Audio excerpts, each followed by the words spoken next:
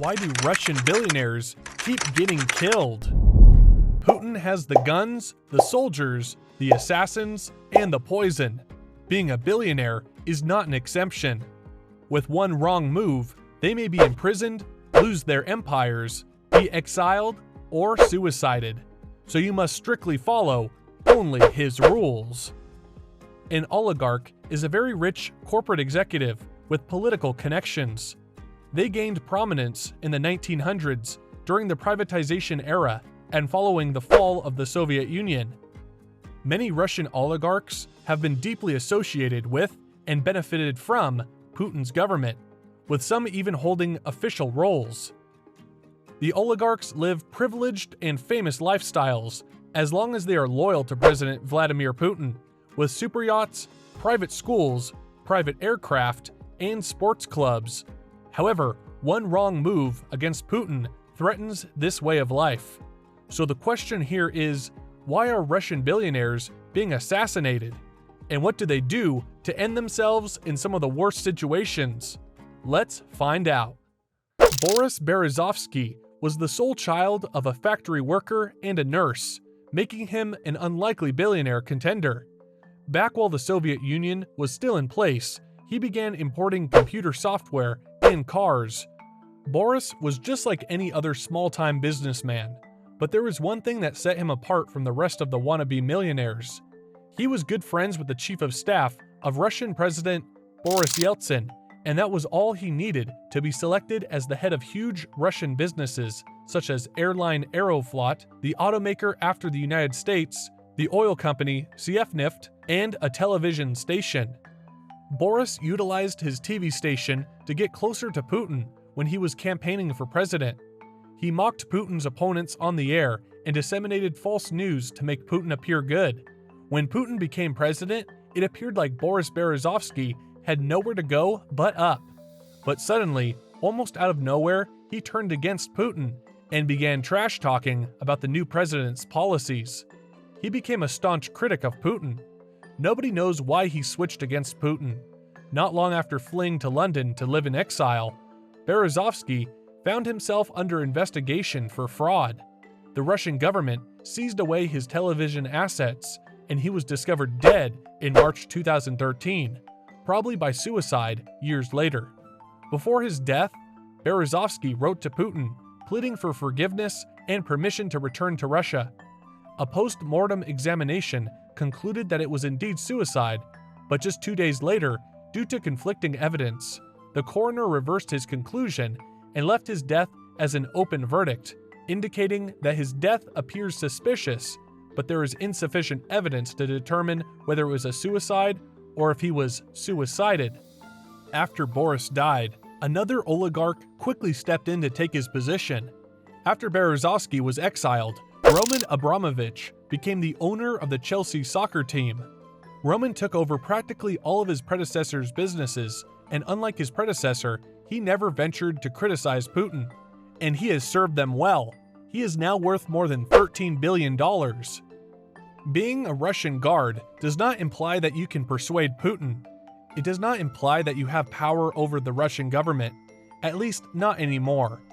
Being a member of the Russian Other Guard entails unwavering devotion to Putin, not because they believe in their great leader, but because Putin has the authority. Putin would decide who gets rich and who loses everything. As a result, Putin began putting his friends in command of all of Russia's largest firms, including high-ranking military officers and significant government officials. ARKADY ROTENBERG was one of Putin's choices. Today, ARKADY is the CEO of Russia's largest gas pipeline and electrical power construction firm. His net worth is approximately $3 billion, and he's been the target of sanctions more than once just because of his connection to Putin. ARKADY is Putin's former judo coach and partner. They've known each other since they were children. ARKADY was recruited to become a millionaire just because he was friends with Putin, and legend has it that they still train with Putin in power to this day. The terms of the game have shifted.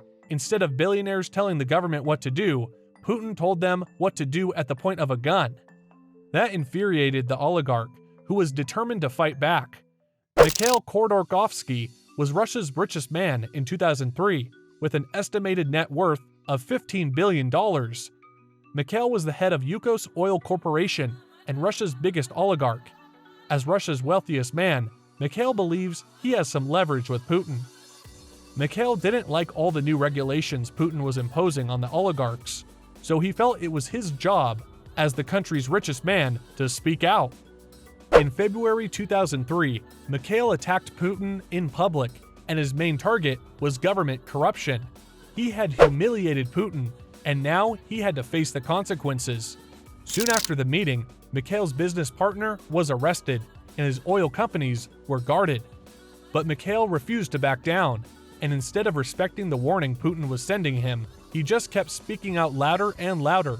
So, on October 25, 2003, MIKHAIL KHODORKOVSKY was arrested, and he was sentenced to 9 years in Moscow's most notorious prison. Then, he was sent to a labor camp, and Russia's richest man was now working in the factory making mittens.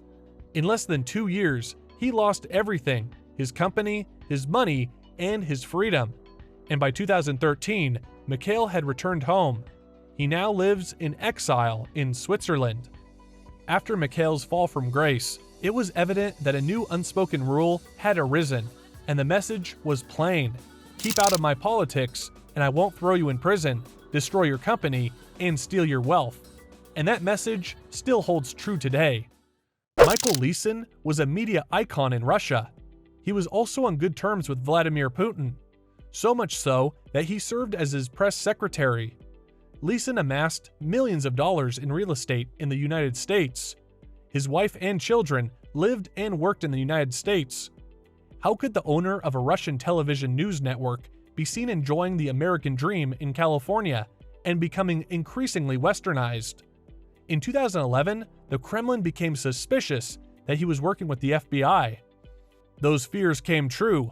MIKHAIL LESIN has permanently relocated to Beverly Hills. He eventually resigned from the majority of his jobs in Russia. The Kremlin simply couldn't get beyond that. Their number one propagandist had gone too far. So, on November 5, 2015, MIKHAIL LESIN was discovered dead at a Washington hotel. They originally assumed it was a heart attack, then alcohol poisoning, and then death by blunt force trauma after he had gotten intoxicated and fallen down. To the other oligarchs, it was just another warning not to get too comfortable anywhere else in the world.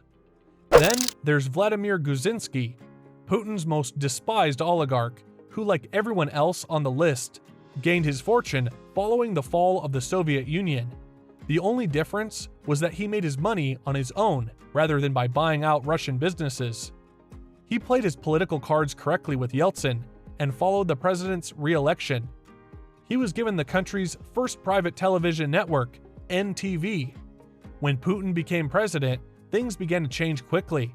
GUSINSKY had been sympathizing with Putin's opponents. Therefore, one of Putin's first acts as president was to open an investigation into GUSINSKY and reassert government control over NTV in June 2000.